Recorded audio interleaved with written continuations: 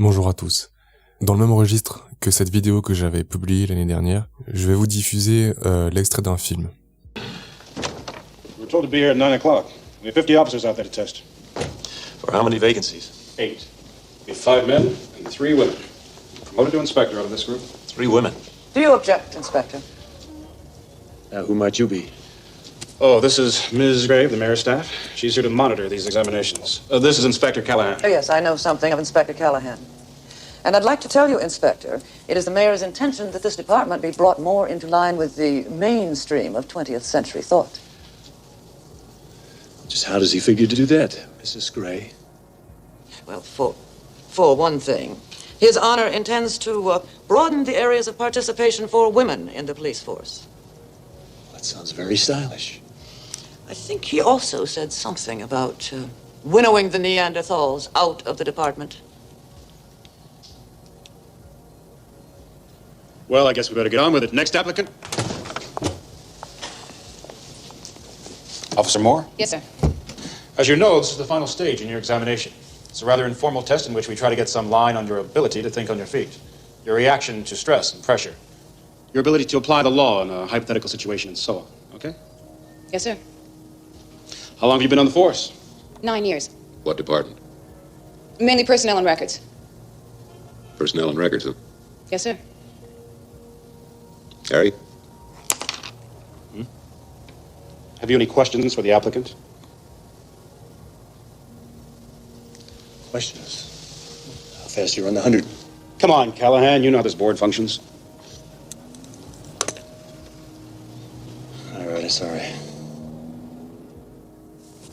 You know that if you make inspector under the mayor's new guidelines, that you might just be out riding in a police car? Yes, sir. That's what I'm hoping for. Well, Officer Moore, maybe you'll tell us all here about your most important felony arrest. I've never made a felony arrest. Well, maybe you'll tell us about your best misdemeanor arrest then. I've never made a misdemeanor arrest either.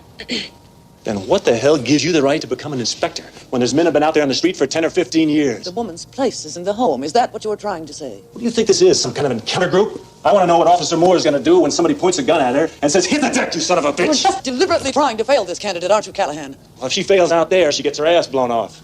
It's my ass. And, my hard luck. Except that out there, you're going to have a partner. And if you get blown away, he gets blown away with you. And that's a hell of a price to pay for being stylish. Ce film date des années 70 et traite de la discrimination positive. Contrairement à ce qu'on peut croire en regardant cet extrait, le personnage de Clint Eastwood n'est pas misogyne. Il est simplement agacé du deux poids deux mesures qu'il y a.